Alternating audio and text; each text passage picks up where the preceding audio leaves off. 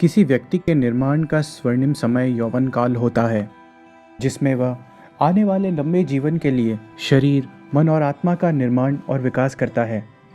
इसी नींव पर अपने जीवन का मजबूत भवन खड़ा करता है और उसका भोग करता है। किसी भी राष्ट्र के विकास की आधारशिला और ऊर्जा उसकी युवा शक्ति ही होती है। यही उसका आत्मबल और इच्छा शक्ति भी होती है।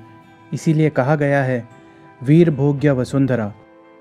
राष्ट्र निर्माण के ताने बाने में यौवन के ही धागे होते हैं।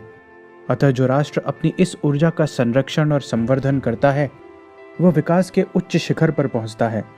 राष्ट्र के कृषि, उद्योग, शिक्षा, चिकित्सा, तकनीक, राजनीति रूपी चक्के को यही युवा शक्ति, ऊर्जा व गति प्रदान करती है।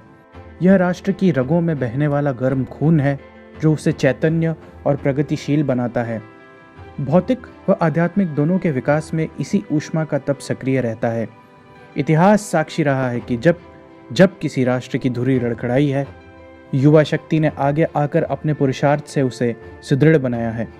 आज अनेक प्रकार की समस्याएं जैसे नशा, फैशन परस्ती, पाश्चात्य जीवन शैली, आस्था संकट, भ्रष्टाचार, बेरोजगारी देश की युवा शक्ति पर आरूढ़ हैं।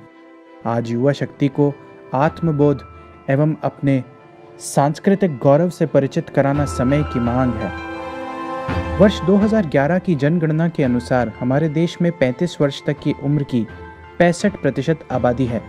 यह युवा शक्ति जिधर चल पड़ेगी, देश भी उधर ही चल पड़ेगा।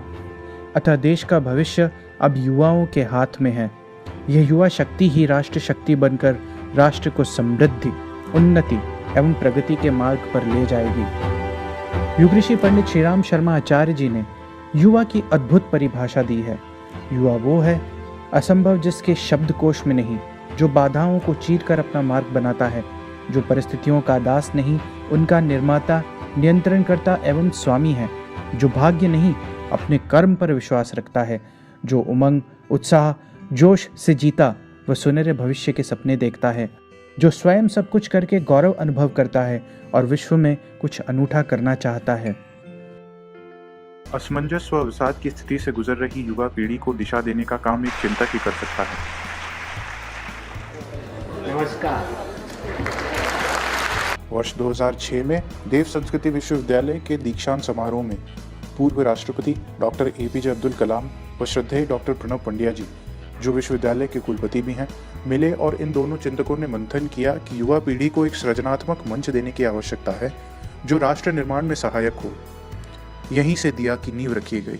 I am indeed delighted to participate in the second convocation of Dev Sanskriti Vishwavidyalaya. I am very happy that this institution has been created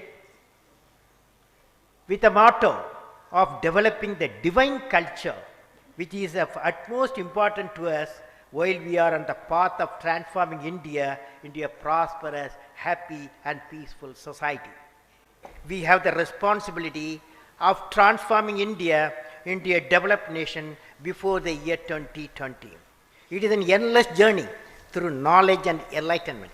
Such a journey opens up new vistas of development or humanism, where there is no scope nor room for pettiness, disharmony, jealousy and hatred or enmity. It transforms a human being into a wholesome whole, a noble soul and an asset to the universe. God bless you.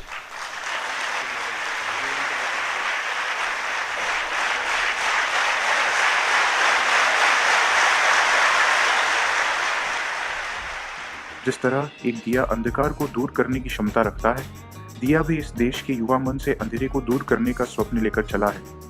ये प्रशिक्षण और कार्यशालाओं के माध्यम से शिक्षित, स्वस्थ, आत्मनिर्भर, विनम्र, संवेदनशील दिव्य युवाओं को तैयार करने के लिए प्रयासरत है, जिससे राष्ट्र निर्माण की रचनात्मक गतिविधियां चलाई जा सकें, दिव्य भारत का पुनर्निर्माण हो। इसका लक्ष्य युवाओं की क्षमताओं का विकास कर दिव्य भारत का निर्माण करना है, जिसमें व्यक्ति, परिवार व समाज का उत्थान हो। दिया युवाओं के सपनों में आदर्शवाद लाकर उनकी वैचारिक प्रक्रिया में सकारात्मक बदलाव लाने के लिए प्रयासरत है। वैज्ञानिक अध्यात्म के माध्यम से युवाओं में देवत्व की अभिव्यक्ति, दुनिया में सद्भाव के साथ सतयुग की वापसी इसका परम उद्देश्य है। इस तथ्य की महत्वता समझते हुए वो डॉक्टर कलाम के भारतवर्ष को वर्ष 2020 तक एक समृद्ध राष्ट्र बनाने के स्वप्न की ओर युवा शक्ति को अग्रसर करने के लिए दिया इस महान राष्ट्र के युवाओं के लिए एक आंदोलन है जो मजबूत सिद्धांतों और यथार्थवादी लक्ष्यों पर आधारित है। जो लोग दिल और दिमाग से युवा हैं एवं जो एक नए भारत की परिकल्पना के हमारे स्वप्न से सहमत हैं, उम्र, जाति या धर्म की परवाह किए बगैर हमसे जुड़ें। मुझे विश्वास है गायत्री परिवार के दिया आंदोलन के माध्यम से देश के युवाओं में वो संवेदनाएं प्रकट होगी, सामाजिक जिम्मेवारियां प्रकट होगी, एक साहस की वृत्ति पैदा होगी, कुछ करने के लिए, कुछ कर करके दिखाने के लिए जीवन को लगाने की इच्छा होगी। देश के लिए जीना सीखो इस मंत्र के साथ। इस आंदोलन से जुड़कर आपके जीवन में खुशी एवं एक नए उत्साह का संचार होगा। साथ ही अपने राष्ट्र को नई ऊंचाइयों तक ले जाने में आप गौरवान्वित महसूस करेंगे।